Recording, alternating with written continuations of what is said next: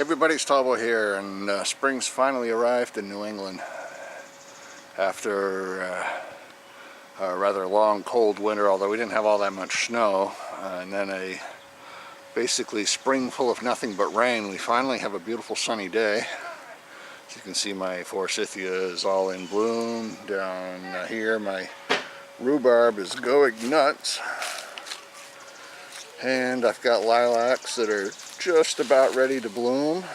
Some of them are actually, one or two of them there are open already, but they're pretty much almost ready to start blooming. Oh, there's one up there. One little bitty lilac open. And want to see a neat tree here. Actually, I've got a big hosta right there that's going nuts. It's coming along. My garden over here is waiting for me to do something with it. And but beautiful tree up here across the street.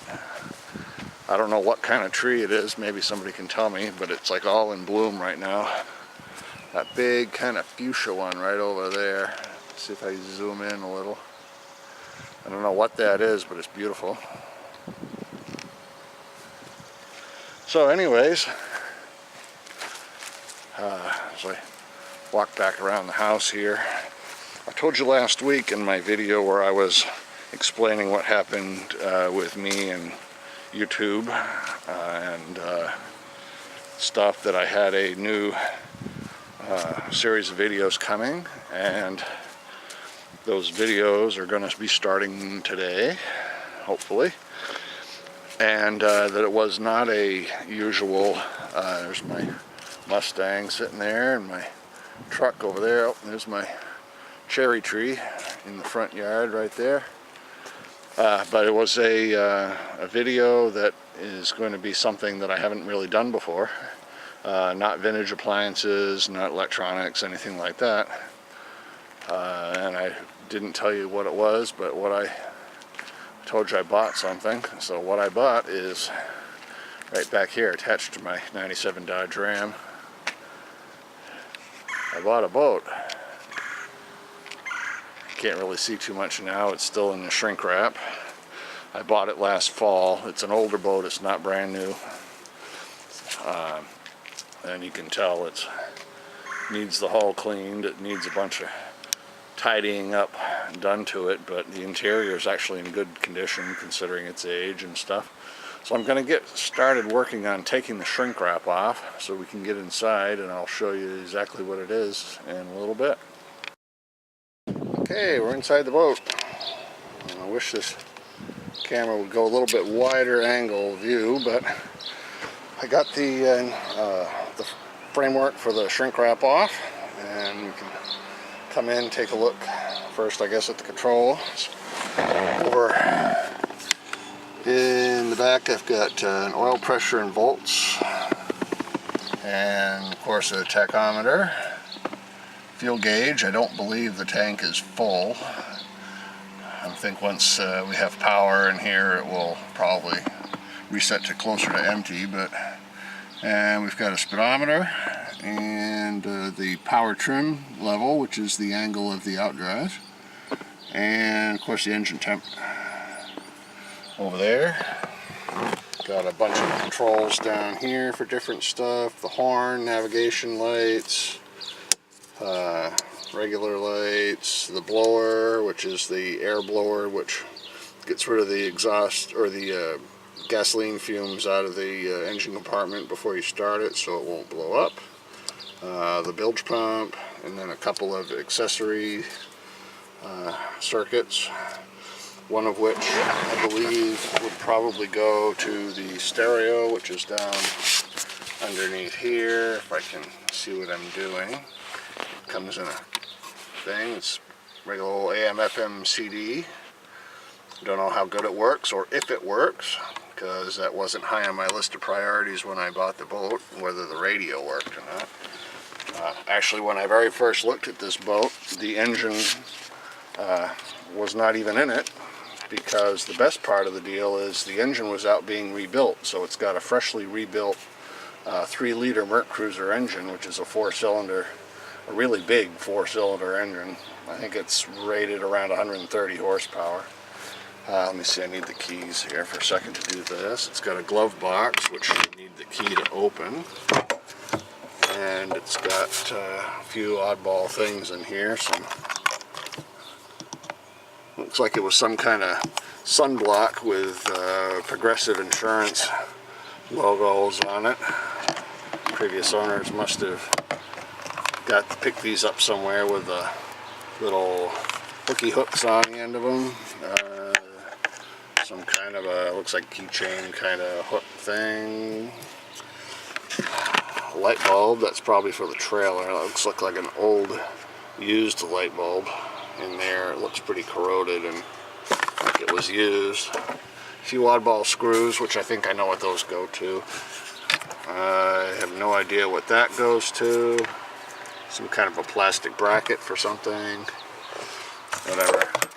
Close that back up. The front panel is coming off, so I'm gonna, there's a bunch of regular Phillips head screws right along the bottom here. I'm gonna take this whole door right off and see if I can reattach that sometime this coming week. And right here is actually a cooler. It's kind of filthy inside. I may have to see about cleaning that out a little. Don't think we'll probably use it too much, as the state of New Hampshire frowns on booze cruises. But it's there. I might as well clean it out while I'm in a fit of cleaning with the rest of the boat. You can see the upholstery is really pretty dirty. Some of it's kind of mildew, some of it's just dirt. So this boat is going to get a serious scrubbing. The fiberglass up there is pretty filthy as well. Let's put the key back in the ignition before I lose it. And let's see up here, it's got a, I believe this is some sort of a fish finder. I'm not a fisherman, so we'll have to experiment with that. It might be a depth finder, I have no idea. We'll have to mess around with that if it works once I get the boat in the water. It's got a compass up there, which the lake that I'm going to be putting this on is definitely not big enough the way you get lost and wonder where you're at. I need a compass to head you that direction. As you can basically see the shore from anywhere on the lake, so you know where you're at. The regular controls over here on the side. And as you can see, we got the Four Winds. This was the last year that Four Winds used this logo. The next year, 1987, they started spelling it all out, F-O-U-R-W-I-N-N-S. And that's become their logo to this day. This boat was actually, I guess when it was made, it was, Four Winds was a division of OMC, which has since gone out of business, but I believe somebody else has picked up the Four Winds brand when the company went bankrupt, and they're still being made. I'm trying to think, anything else here that I need to show you? I don't think so. There's the, like I said, the controls for the throttle and transmission in the outdrive. I believe this run versus off is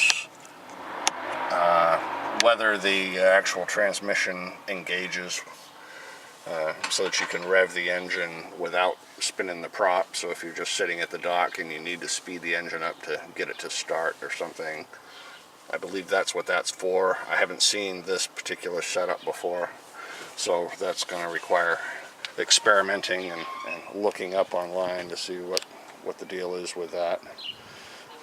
We've had boats before in our family for years. No, this is actually what this does. This disconnects. Push the center of that in, and that will disconnect the outdrive. So I'm not sure what the run versus off is, if that's just a kill switch for the motor. Maybe this was a maybe that was some kind of lanyard attached to that, so that if you bounced out of your seat, it would be like a kill switch or something like that. Oh, hang on a second, I'll be right back. Alright, here it is without the shrink wrap. I still haven't taken the support out for the shrink wrap, but that's coming. What we have here is a 1986 Four Winds 170 Horizon. There's the logo on the back, Four Winds. It's kind of a nice white and maroon color. I think it needs a lot of cleaning, but the interior is not rotted, it's just dirty, and it's sun bleached a little, but it's not real bad. Whoever owned it in the past pretty much kept it covered because the interior has not rotted out of it. You can see the back of the seat here is really faded.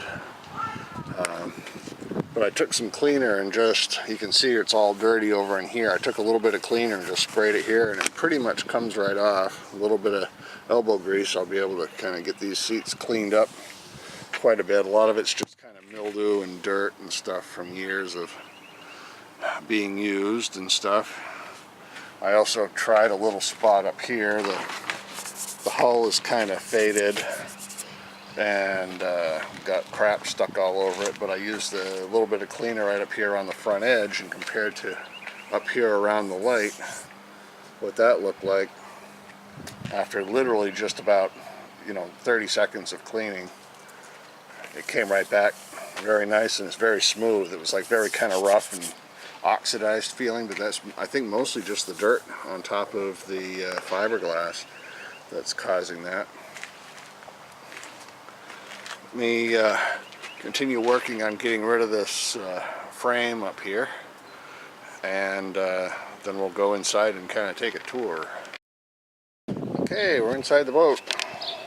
I wish this camera would go a little bit wider angle view, but I got the framework for the shrink wrap off, and we can come in and take a look first, I guess, at the controls. Over in the back, I've got an oil pressure and volts, and of course a tachometer, fuel gauge. I don't believe the tank is full.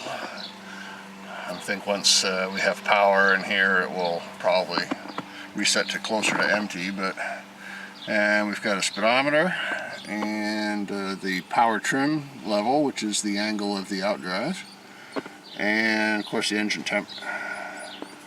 Over there, got a bunch of controls down here for different stuff. The horn, navigation lights, regular lights, the blower, which is the air blower, which gets rid of the exhaust or the gasoline fumes out of the engine compartment before you start it so it won't blow up. The bilge pump, and then a couple of accessory circuits, one of which I believe would probably go to the stereo, which is down underneath here, if I can see what I'm doing. It comes in a thing, it's regular old AM FM CD. Don't know how good it works or if it works, because that wasn't high on my list of priorities when I bought the boat, whether the radio worked or not. Actually, when I very first looked at this boat, the engine was not even in it, because the best part of the deal is the engine was out being rebuilt. So it's got a freshly rebuilt 3-liter MerCruiser engine, which is a 4-cylinder, a really big 4-cylinder engine. I think it's rated around 130 horsepower. Let me see, I need the keys here for a second to do this. It's got a glove box, which you need the key to open. And it's got a few oddball things in here. Looks like it was some kind of sunblock with Progressive Insurance logos on it. Previous owners must have got to pick these up somewhere with little hooky hooks on the end of them. Some kind of a, looks like keychain kind of hook thing. Light bulb, that's probably for the trailer. It looks like an old used light bulb in there. It looks pretty corroded and like it was used. A few oddball screws, which I think I know what those go to. I have no idea what that goes to. Some kind of a plastic bracket for something. Whatever. Close that back up. The front panel is coming off, so I'm gonna, there's a bunch of regular Phillips head screws right along the bottom here. I'm going to take this whole door right off and see if I can reattach that sometime this coming week. And right here is actually a cooler.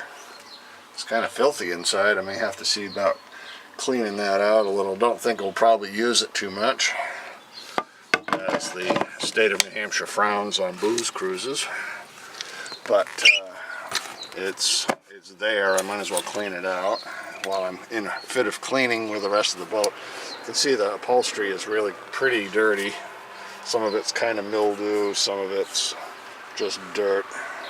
So this boat is going to get a serious scrubbing. The fiberglass up there is pretty filthy as well. Let's put the key back in the ignition before I lose it. And let's see up here, it's got I believe this is some sort of a fish finder. I'm not a fisherman, so we'll have to experiment with that. It might be a depth finder, I have no idea. We'll have to mess around with that if it works once I get the boat in the water. It's got a compass up there, which the lake that I'm going to be putting this on is definitely not big enough the way you get lost and wonder where you're at. I need a compass to head you that direction. As you can basically see the shore from anywhere on the lake, so you know where you're at. The regular controls over here on the side. And as you can see, we got the Four Winds. This was the last year that Four Winds used this logo. The next year, 1987, they started spelling it all out, F-O-U-R-W-I-N-N-S. And that's become their logo to this day. This boat was actually, I guess when it was made, it was, Four Winds was a division of OMC, which has since gone out of business, but I believe somebody else has picked up the Four Winds brand when the company went bankrupt, and they're still being made. I'm trying to think, anything else here that I need to show you? I don't think so. There's the, like I said, the controls for the throttle and transmission in the outdrive. I believe this run versus off is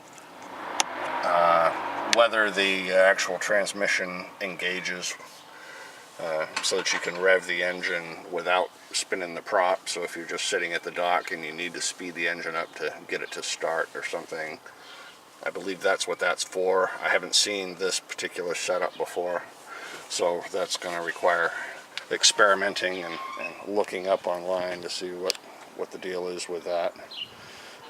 We've had boats before in our family for years. No, this is actually what this does. This disconnects. Push the center of that in, and that will disconnect the outdrive. So I'm not sure what the run versus off is, if that's just a kill switch for the motor. Maybe this was a maybe that was some kind of lanyard attached to that, so that if you bounced out of your seat, it would be like a kill switch or something like that. Oh, hang on a second, I'll be right back. Alright, I'm back. Sorry about that. So that's the controls for the speed and the direction, etc. Came with a boat got bumper.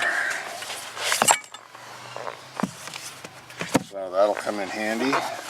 Don't usually use those, but it's got one. It has a light for the back with a rather tattered Old Glory attached to it. It's kind of a nice flag. It's all sewn and embroidered, except for the fact that it's fallen apart. So we got that. And let's see what else we got in here. Got another pole of some sort. Don't know what that goes to. An insole.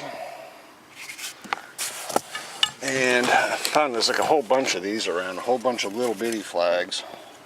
Fix it here. Somebody must have had a party one 4th of July and had these stuck everywhere. I don't know where you would stick them, but I've got a whole bunch of those. And cup holders down inside here and the side. It's over on this side here. Like I said, another flag, another cup holder.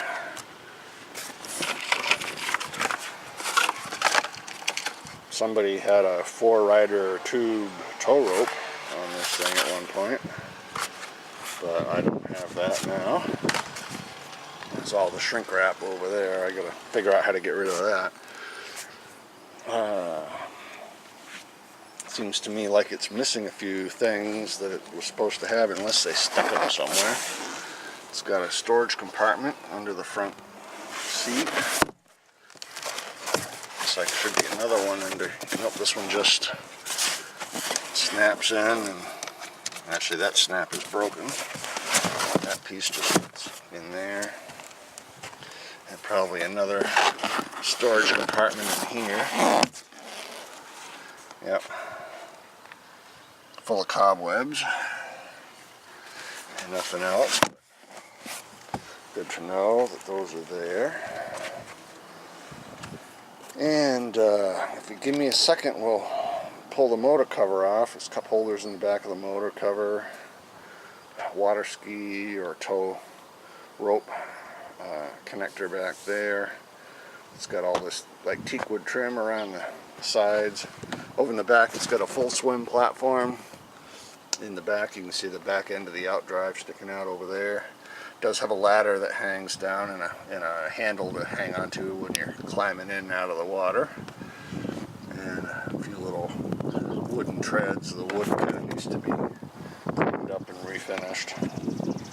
I don't know if I'm going to go that crazy with it, but we'll see. Considering how much I spent for the boat, it's not really worth going too crazy.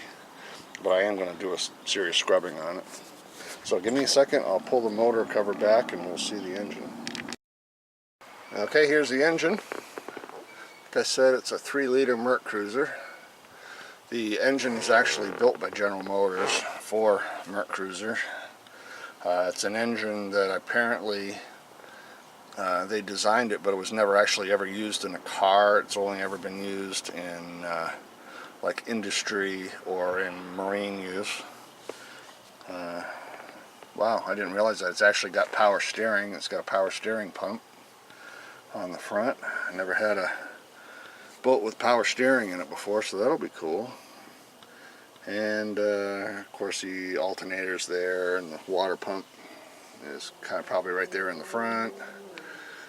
Whatever, like I said, this engine was removed last fall and rebuilt. Of course they didn't really repaint it or anything. They just did the mechanical work to it, and it wasn't. Basically what they did was new rings, new valves. Apparently what the guy at the, I bought it actually from a boat dealer. He told me that the valves were mushrooming, which is a term I haven't heard before, but I'm assuming that that's exactly what it sounds like, was that the edges of the valves were beginning to curl up when they closed, so they weren't sealing properly. So it's got all new valve train installed on it. They re-honed all the cylinders, walls, and replaced the rings. And basically I think that's all they did. They didn't really do bearings. They inspected them. They said they all looked fine as they were. So they didn't replace any of the bearings. They did replace the seals while they had it apart, stuff like that, so it shouldn't leak any oil or anything like that. Well,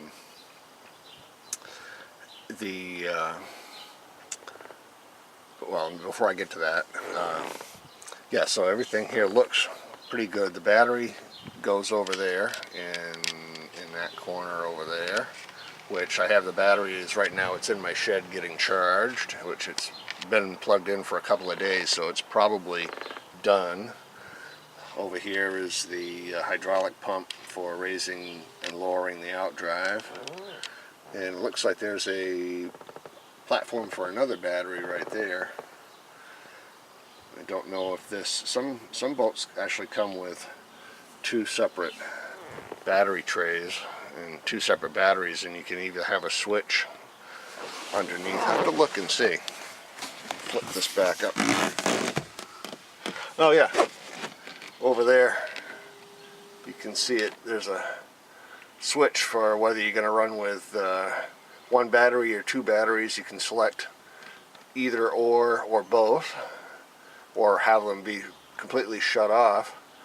I guess that's good for if you need, I don't know, for what. My father had a boat down in Florida for a while that had that feature available, but his was like a small cuddy, and I thought that would be a good way. You could have like one battery would be like a deep cycle to run lights in the cabin and stuff if you were to, you know, use it for anything. All he ever did was just go out for boat rides with it, so he didn't really use the cuddy part of it,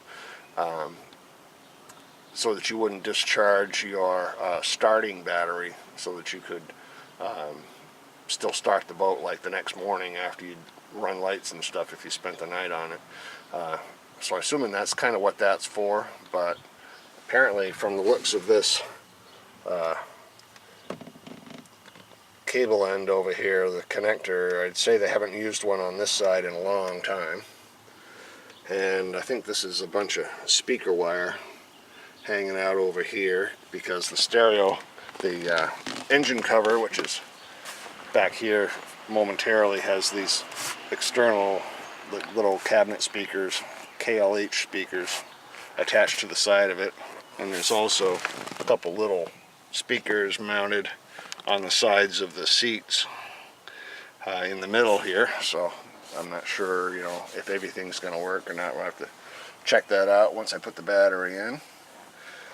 Somewhere down in there should be a bilge pump, but I don't see. Oh, there, it's right down, right there. There's the bilge pump. So we're gonna have to go through, check everything, make sure everything works. The only things that I see that the guy told me when I picked it up should be here are the supports that hold up the cover when you put the cover on it, and I don't see them in here, so I'm gonna have to give him a call and see what happened to them. But other than that, let's take a look quickly at the outdrive. Alright, here's the outdrive in here. It's an Alpha 1 MerCruiser outdrive. I believe that it was replaced sometime. It looks in too good condition to be an original 1986 outdrive. The prop was definitely replaced recently because it looks almost brand new. There's still paint on the edges of the prop, and almost no dings. That one there has just a little bit of a ding, and that's it. And so that's good. The bottom edge is looking good. A little paint worn off, but not bad. I was told the outdrive was fully serviced recently. It has brand new bellows on it, which is what keeps the water on the outside of the boat and from getting into the mechanics of the steering and whatever. It's got a brand new gimbal installed on it, and all the hydraulics work perfectly, and so everything here should be good. Over here, I believe this is, I'm not sure. That looks like that's supposed to be mounted on the top of there. That's probably the speedometer, and that hose may need to be replaced, or that pickup may need to be replaced. Over here, I don't know, well, maybe this is. It's got this little spinny thing over here. That might be part of this speedometer as well. We'll have to see if it works or not once I get it in the water. I believe this is part of the fish finder or depth finder or whatever that thing is. I don't know whether that works or not. It looks a little bit crusty up the top edge here. It's kind of broken and stuff. But whether that works or not doesn't matter. If it doesn't work, I'm probably going to just take that whole unit right off the dash and get rid of it. Some of the problems that I do need to fix with the trailer is the taillight right here is broken. I do have new taillights to put on it so that they'll actually match. And one of the other things that I want to do, the lake that this is going into is 100 miles from here, so I have to tow this thing 100 miles before it goes in the water. But these tires while they actually look good, this one actually looks like it's starting to lose some air again. They're not trailer tires, they're passenger tires. And so I'm going to get these swapped out with actual real trailer tires before I try to haul this thing 100 miles across the state. But they're, you know, they look like, you know, they don't seem to be dry rotted or anything. I'm just not sure whether that's really holding air or whether it's leaking or what, because I'm not really sure how full it was when I picked it up the other day. It's an Easy Loader trailer, which is, you know, a good name brand trailer. Says it up here too.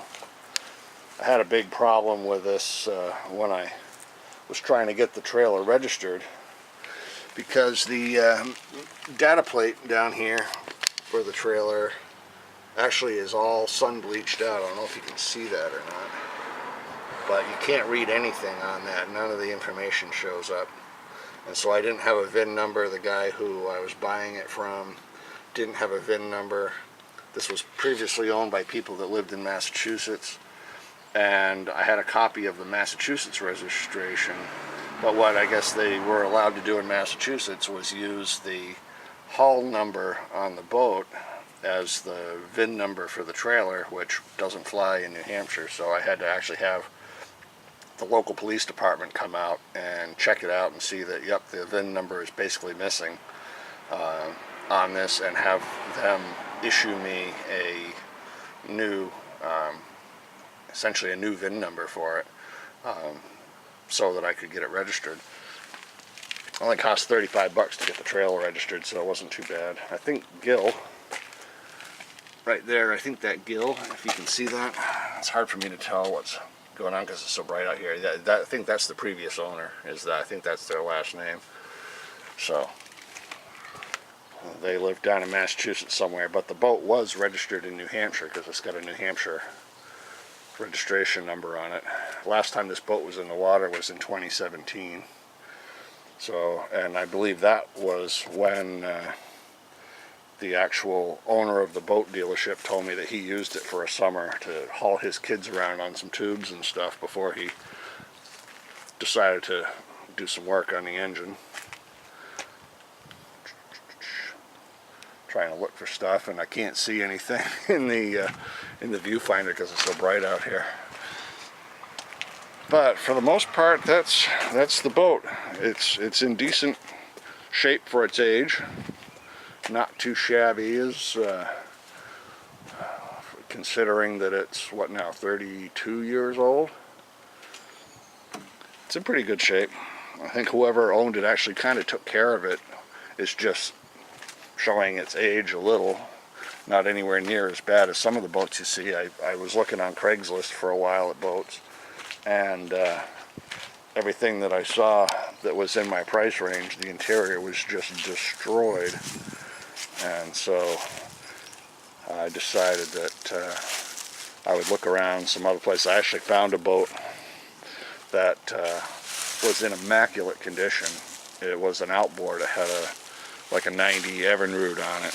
And I actually went to this boat dealer because the guy said it had been sitting for a couple of years and the carbs were clogged up and it was going to need the carbs cleaned.